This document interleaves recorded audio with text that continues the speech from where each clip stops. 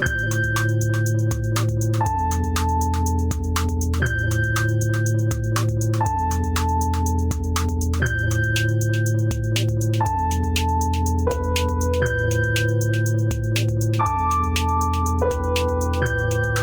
right, everybody, welcome back. This is the end of the world with Michael and Stu. I'm Michael. I'm Stu, and today we are talking about the platforms of the two candidates for U.S. president this fall in just about a little more than 2 weeks, Donald Trump and Kamala Harris, and what platforms they are. Yeah. Yes, it will probably not be able to take the entirety of the episode to go through their platforms. No, it won't. But we'll I also just wanted to kind of look at the election through the lens of an apocalypse. I think that's useful. And I think a good way to start that off might be to just look at some of the stuff coming out of North Carolina since this hurricane. Sure. You know, as we've talked about a little bit, this is a region of North Carolina in and around Asheville that is not prone to being hit by hurricanes, seeing as it is hundreds of miles inland. But something we've talked about in some of our other global warming tuned episodes is the fact that this isn't totally surprising, right? That regions you don't think about as being the obvious global warming danger zones are increasingly going to become them, because all it takes is one sort of black swan event. And you know, I was listening to the American Prestige podcast. They were interviewing a New Yorker writer who lives in that area, and she's been doing a lot of good reporting on the ground. I'm forgetting her name at the moment, but the basic idea was Jessica something. But the basic idea is that no one's talking about climate change in the aftermath, right? That the conversation is entirely about FEMA, and you know, this thing keeps happening where like FEMA is trying to do more, but there's like a weird paradox where if FEMA is seen to be doing more, because FEMA's reputation is so bad in right-wing circles, it is assumed that whatever they're doing is nefarious and harmful, right?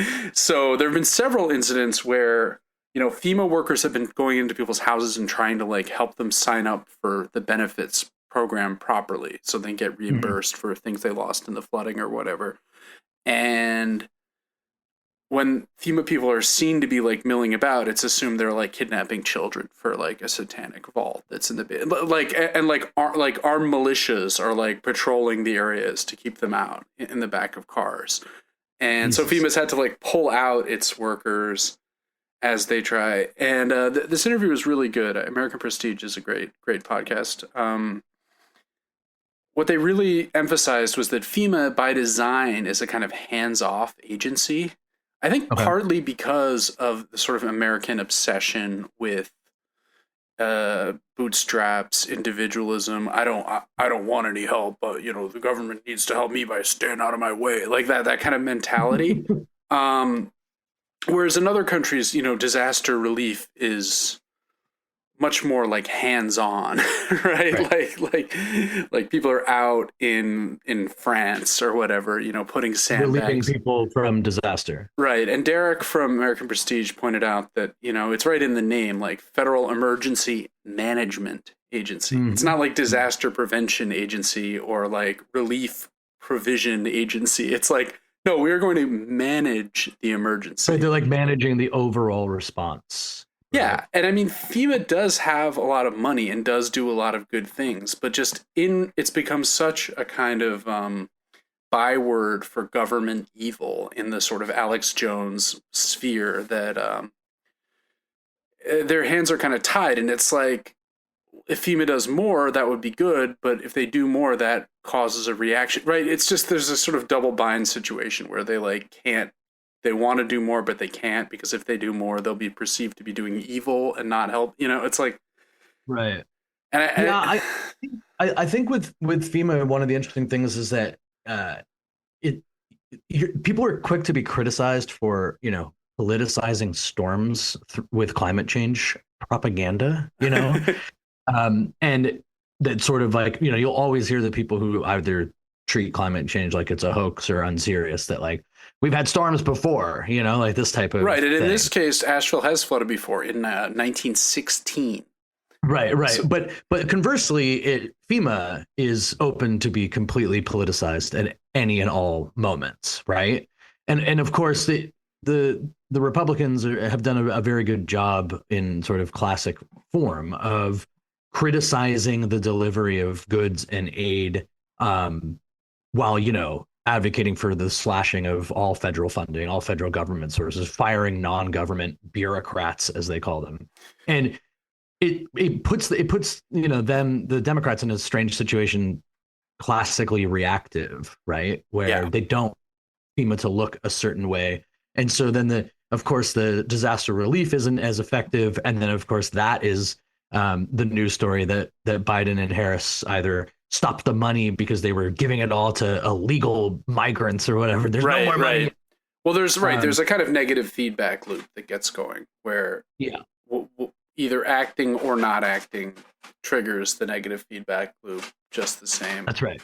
Right. And that's the sleight of hand that the Republicans and the right so often pull off when it comes to any implementation of any type of governmental service, right? It's the same thing with fucking making sure that the post office can't function and then being like the post office is such a sign of in such a state of disrepair, it's a sign of what happens Well, when I we think rely on. the ultimate is the deficit, right?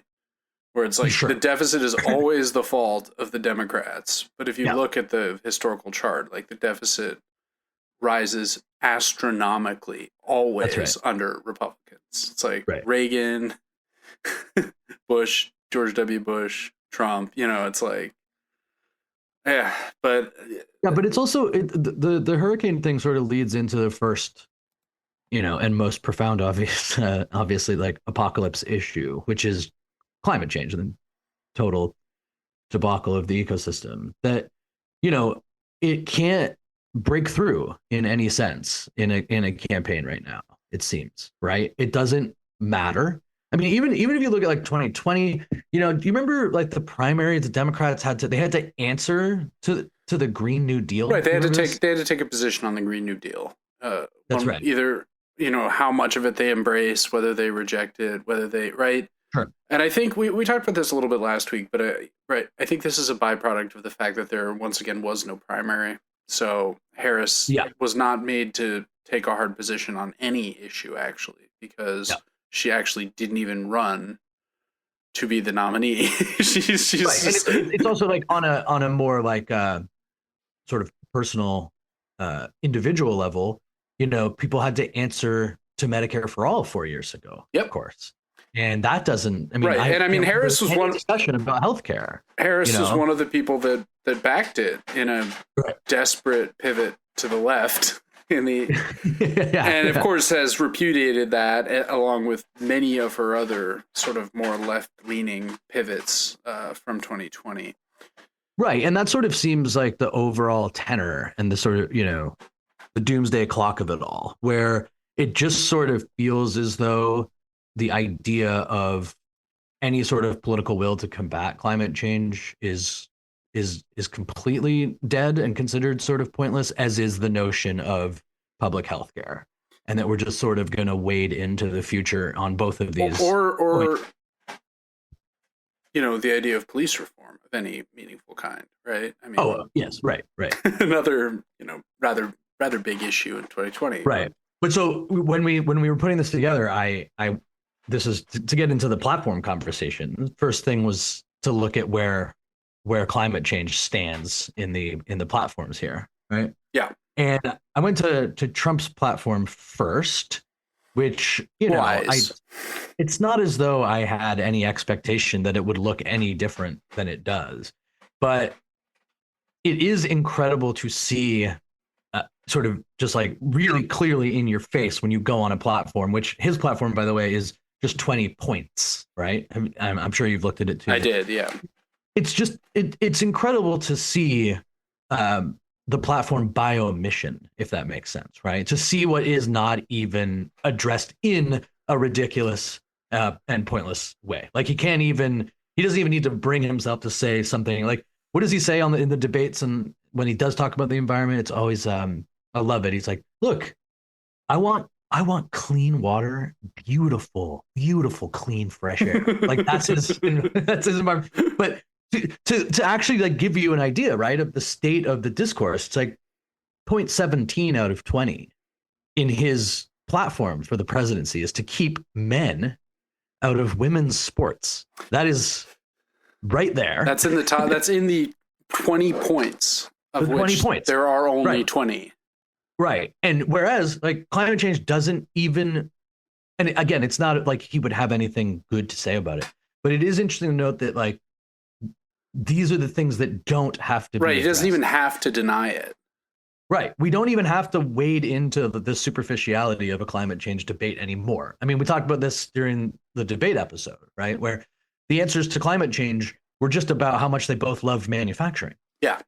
And, Right. I think there is a real, in America at least, my friend Cameron Abadi actually just recently wrote a book about this, about the sort of state of climate activism in the U.S. and in Europe, by contrast. And it is taken a little bit more seriously in Europe. I feel like in America, activism is, in general, has become a total joke. Not that I think it wasn't treated that way in the 60s. Like, obviously, the hippies were detested, and, people point to them being one of the vectors that led to sort of Nixon taking over in 68, etc.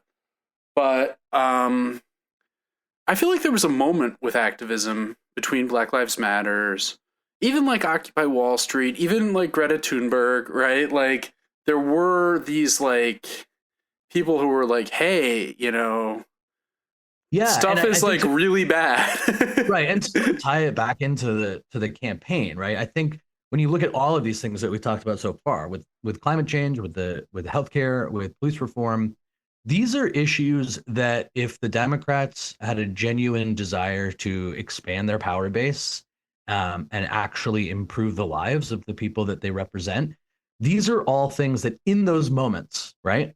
Whether it's a terrible thing like Floyd, whether it's Bernie's Medicare for all, the Green New Deal, or like you just said, the sort of moments, the various moments that have come up with climate activism, that they've made deliberate choices to avoid running on these very things, to take advantage of the possibility to actually expand those things into much more popular notions than they even are, and many of them are extremely popular things if you look at any type of polling, especially Medicare for all. But yeah, right. And this is like the thing about all of Democratic politics in my whole lifetime, right? Which is that they've never actually organized in any sense to like capitalize on stuff and just to see where it could have gone, right? Like, what would climate activism and what would the Democratic Party be able to look like if it chose to take it head on? What would the American healthcare system look like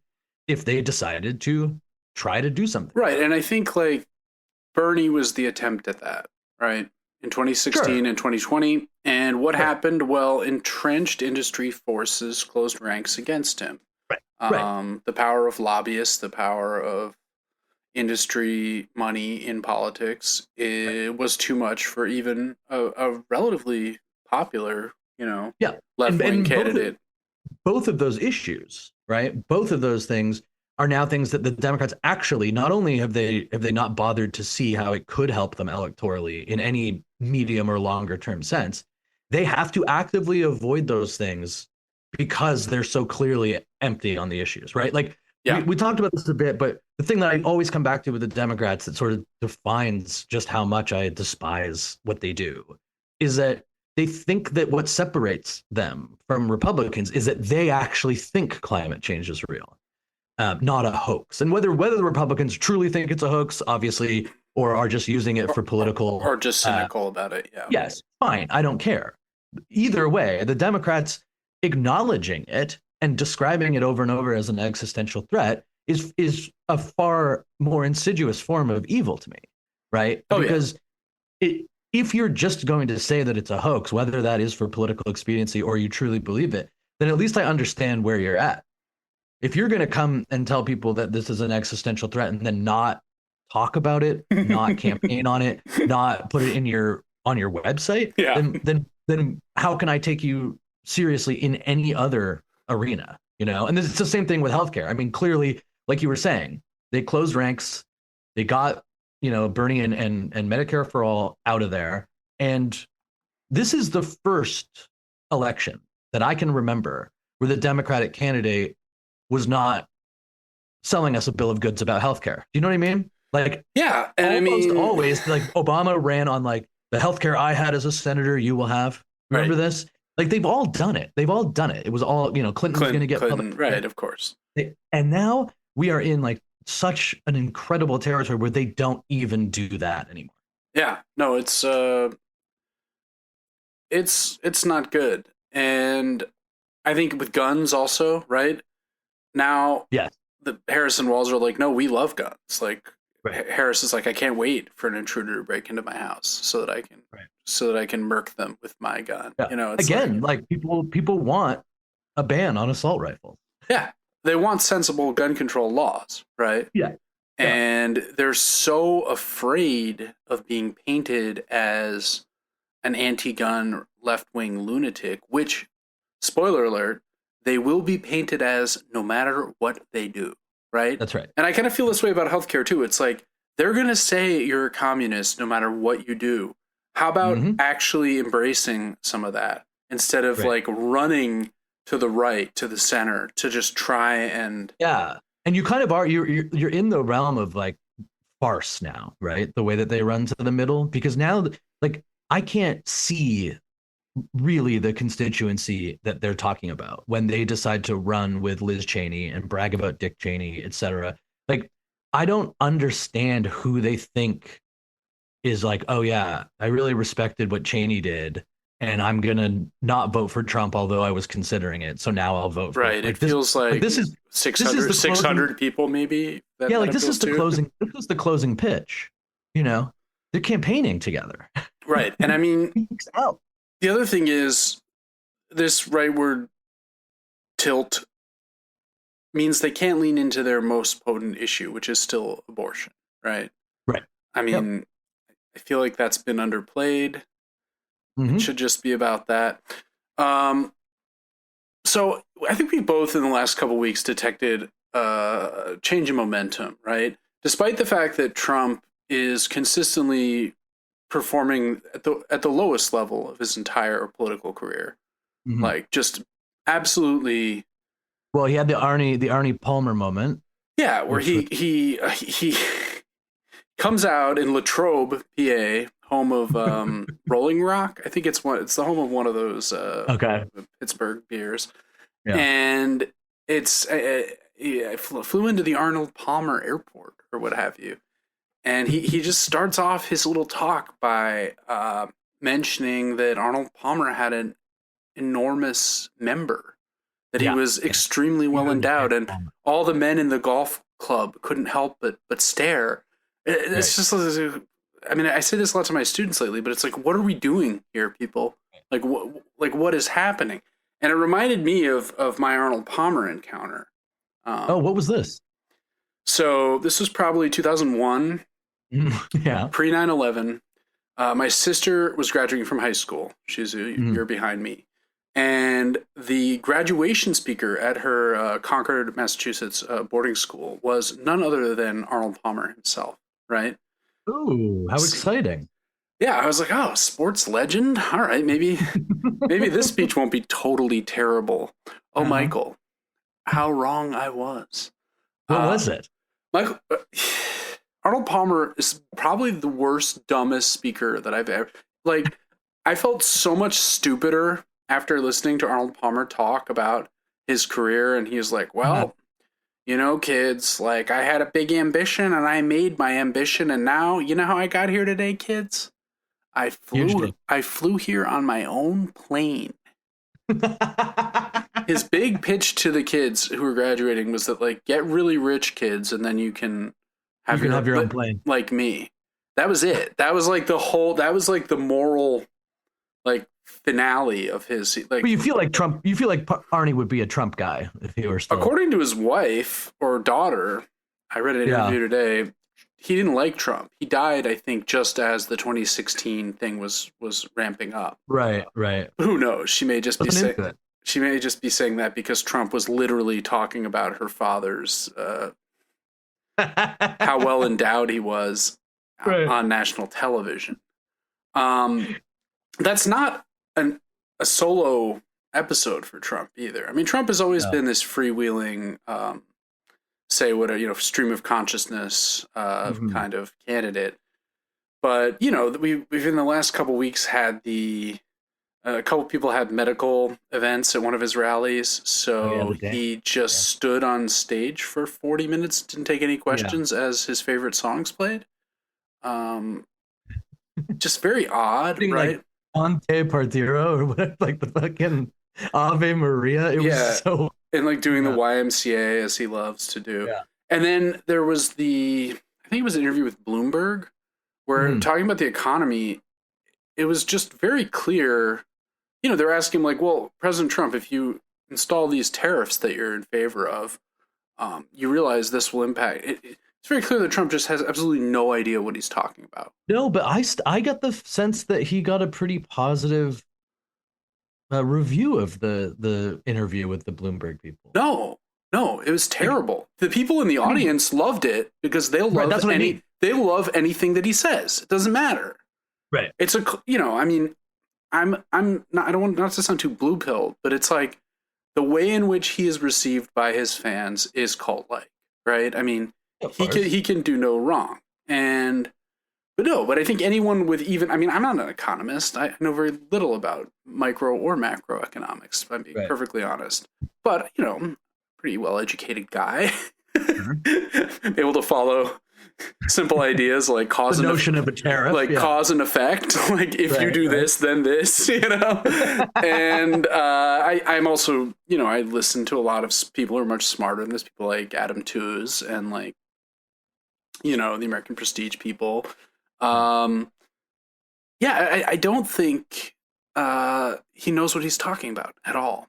No, but I do. But the thing is, this as we're discussing, it doesn't matter, right? Because as we've Right. identified by looking at these paltry platforms, this is a campaign that is utterly devoid of policy, right? Right. I mean, like, I think what one of the differences is it feels as though that type of campaign is what is expected of Trump, whereas when I listen to Harris, I am just like, this person also can't articulate anything of value to me.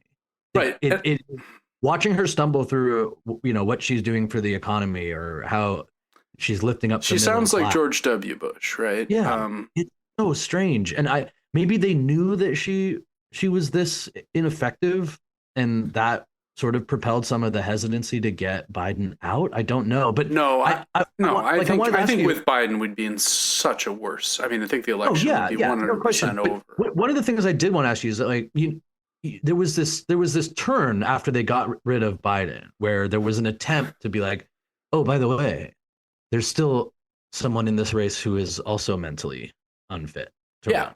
Right. And I think they've been hammering that still pretty but hard. I just don't get the sense that it's really moved anything. Like I see him being worse than ever, Yeah. but I haven't seen any like appreciable polling change in running someone who still has a pulse versus not. No, which think I a lot mean of people- she's pulled even, but she's not pulled ahead, which is what you would have liked to see, given the fact that she's Right. running against the absolute worst candidate of all time. That's right. And then I also think and I don't know. I mean, I will say that I'm like obviously extremely online in terms of how much I just like pour through my feed on this stuff. Not me, Michael. But Right, no, but like, yes. I have had conversations. I have had conversations this week with people who don't spend nearly as much time on like politics Twitter, Uh-huh. and all three of them were like convinced that Trump was going to lose, and that I guess like the stuff that I don't think is working maybe is a little bit more like the only thing that's comforting me now is that I just I hope that online brain is such a real thing that I'm just not assessing what's going on outside of it. You know Well, what I I mean, mean? we're pretty black pilled too. I mean, we're pretty cynical in terms of, Sure. and But I don't know. I don't know. Maybe I'm wrong, but like when there it felt like there was this momentum. right. And I Like think a lot of that was they're weird folks, the whole like Tim Walls, yeah, like it feels like maybe they pivoted hard away from that. and And I'm instead are trying wondering, to would that be an idea? embrace. Well, I think they've made a calculus that if they can peel off enough women in the suburbs who might have Mhm. voted for Trump, then they can win. You know, if they can win Pennsylvania, Michigan, North Carolina, Georgia, whatever it is, whatever combination of those states it is, and And then what the weird thing? I thought the weird thing worked for people like that. The like national registry of pregnancies and all this crazy look, shit. I agree. It worked better for me personally. Again, I may have blinders on. Like we've talked about this, um, and you know, just to pivot back, like it is amazing how Trump's platform is 20 points. Harris is not even that, right? Yeah, Harris's platform is entirely platitudinous stuff about an opportunity economy, that's right. That's right. which reminds me of George W. Bush's ownership society.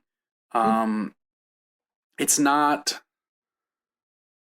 substantive at all, right? Well, it's neither substantive nor engaging. Like it doesn't make you. I don't know what she's done to make me want to vote for her Yeah, outside of not voting for Donald Trump. Like I don't understand that. It right. it And I seems mean, so setting aside, of course, our often expressed disdain for the Biden Harris position Mhm. on Gaza and the the war in Lebanon, which just feels like an Mhm. extension, an egregious extension, that should not be happening. Um, the military stuff is also very insubstantive. Like we don't know about Trump or Harris. Like Yeah. their foreign policy stuff. All that unites them is, of course, my favorite part of the Harris acceptance speech at the DNC was when she embraced lethality. Yes. She And came out in then strong support of lethality. yeah, and what was I was pleased, very pleased to find on the Trump platform that he also has embraced lethality. Oh, That good. this is the place where the Right. meeting of the Although minds. Trump probably insists that he would be even more No, lethal. no doubt. One of the things that I saw, I was looking for over the Trump platform, and we've criticized Biden and Harris a lot for the handling of Israel's war in Gaza and Lebanon. Uh, that's not to say that Trump wouldn't be even worse, right? And Sure. Trump kind of wants to make America into Israel in a weird way. What do you mean? One of his big military proposals is to build an iron dome for America. Okay. And Okay. my thought on this is, okay, well, why does Israel have an iron dome? Well, it's because groups that they're repressing are Mhm. are able Right. to occasionally fire off some Katyusha rockets like That's right. that, very rarely do any real damage. Mhm. Um, who's doing that to the United States? Like, Yeah. what could be the possible justification? I mean, Trudeau. right. That was my first thought. Like, is this like some Oliver Perry? Like, we're gonna defend the Great Lakes from Yeah. the British Canadian threat? Like, is this the War of 1812 Part Two? Um, the only real threat, aside from obviously China, Russia, direct nuclear Mhm. obliteration of America and the world, is North Korea, right? Yeah. But an Iron Dome does not help you defend against a ballistic missile Yeah. attack, right? I mean, you But of can't. course, it's not something that would ever happen. It's just designed to show a certain personality Yeah, of I mean Trump's. that's kind of what I mean. Like there's no, it's like even these allegedly substantive proposals that Trump Yeah. has is they are not serious. I mean, Trump's platform is filled with stuff like at the point 8, restore American beauty. And I was like, oh, a restoration of that beloved Kevin Yeah. Spacey vehicle from the late 90s? No, but it's not about that, nor is it about the Grateful Dead album. Instead, Republicans will promote beauty in public architecture and preserve our national treasures. Mm-hmm. We will build cherished symbols of our nation and restore genuine conservation efforts.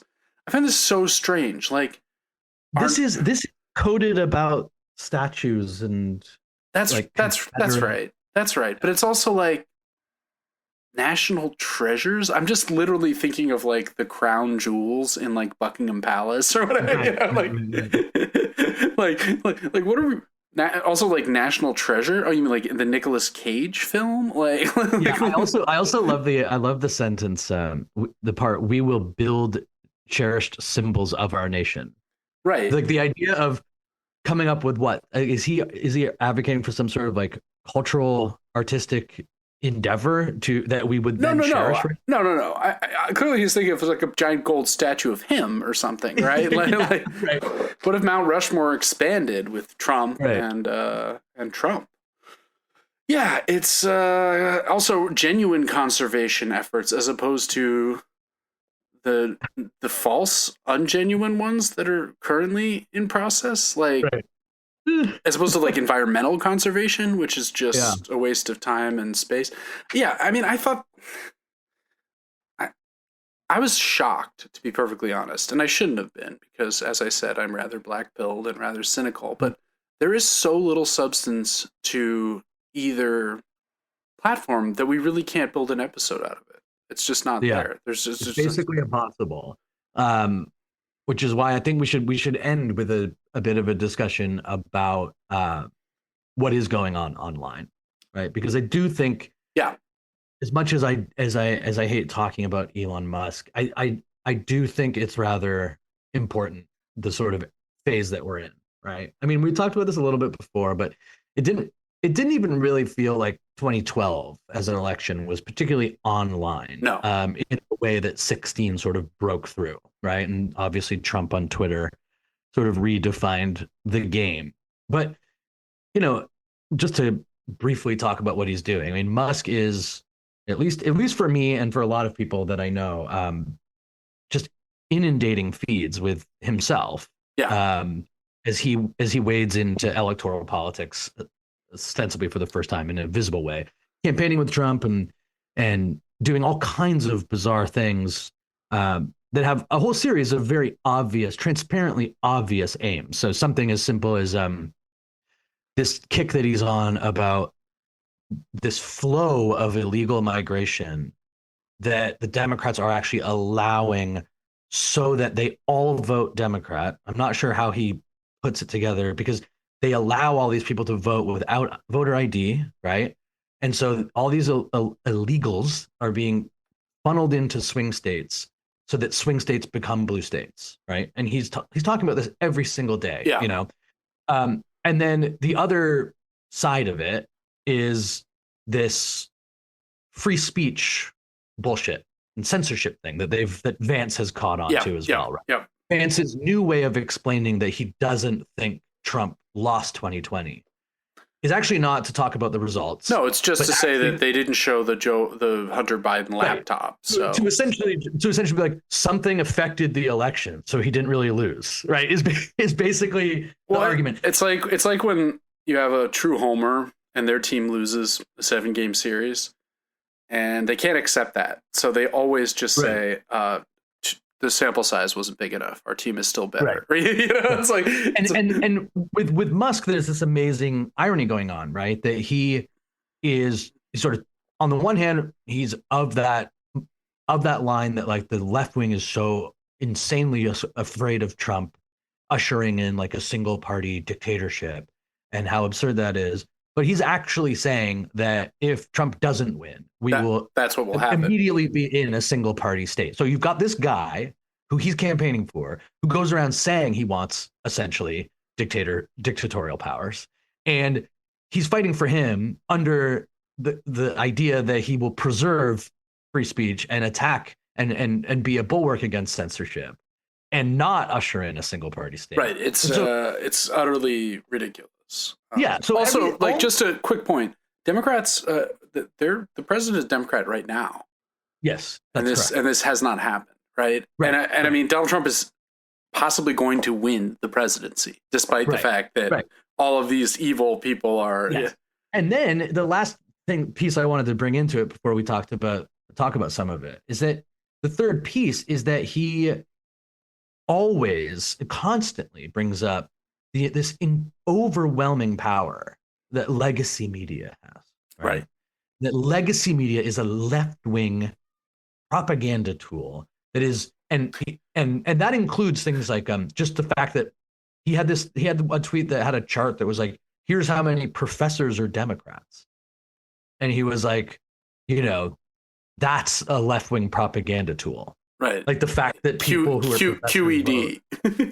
yeah, that's right. So meanwhile, he is complaining about the role that legacy media plays in shaping the narratives that decide the election, while doing the exact same thing in a far more transparent way. Yeah. Right. He's now reached the point where he is paying people to sign petitions, and it is now giving away $1 million a day to a random person who signs up for the petition.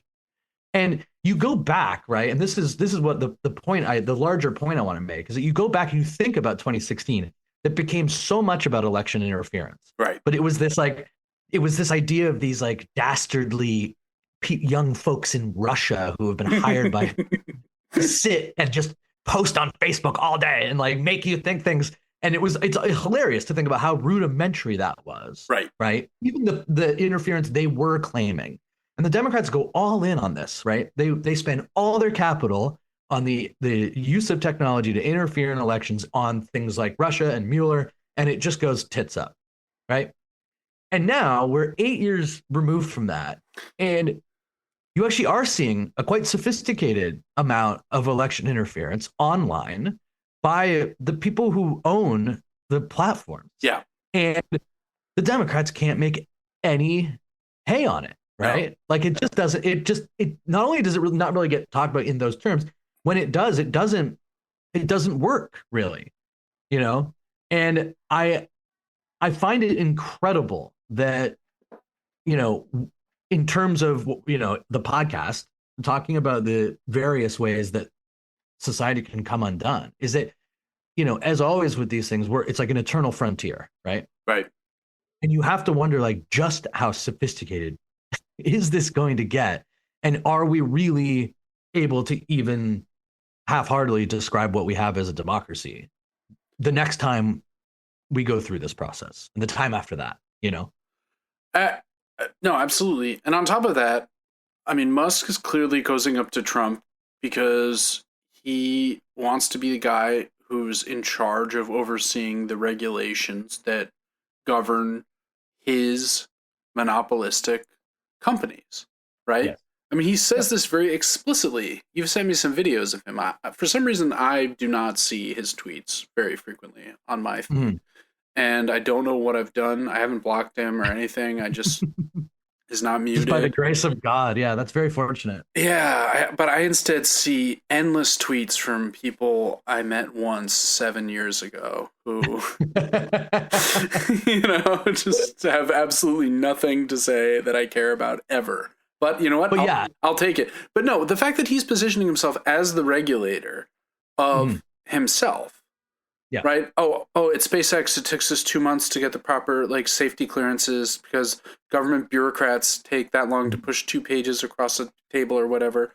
But we built a whole retrievable rocket in that time.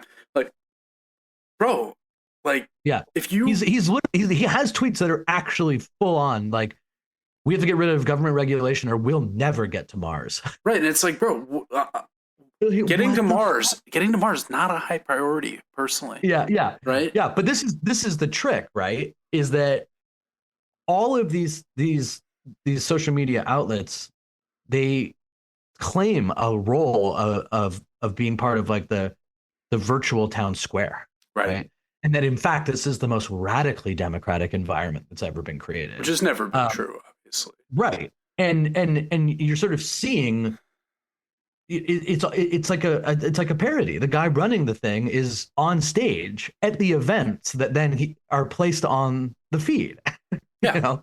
No. And also just the amount of misinformation that I have seen about Walls has been credibly accused of abusing a young man from when he was a Right. teacher.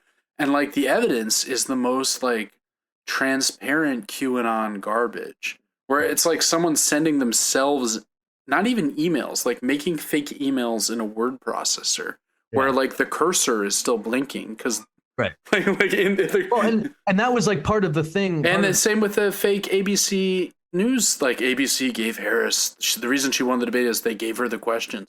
Oh, Right. like the really difficult questions, like how brutally will you support Israel? You know, like just like will you support it if Israel nukes Iran? Is that good with you? Right? Like that was question one.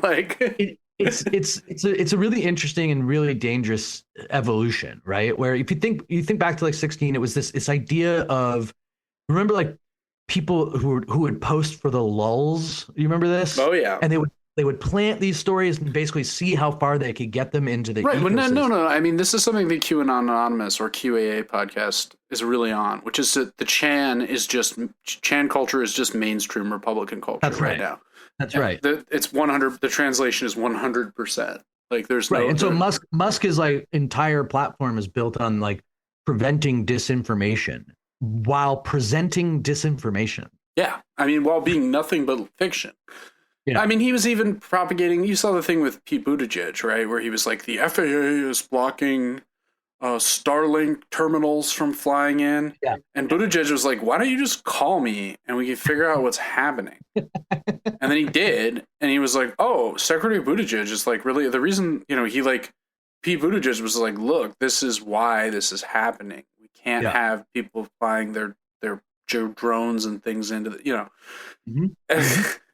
But I think the last thing about it that I just wanted to talk about, and and this goes into like whatever weird permutation of the feed I'm experiencing, which is that it seems quite clear to me that Musk and others are making a real attempt to portray an undeniable momentum for Trump. Oh yeah.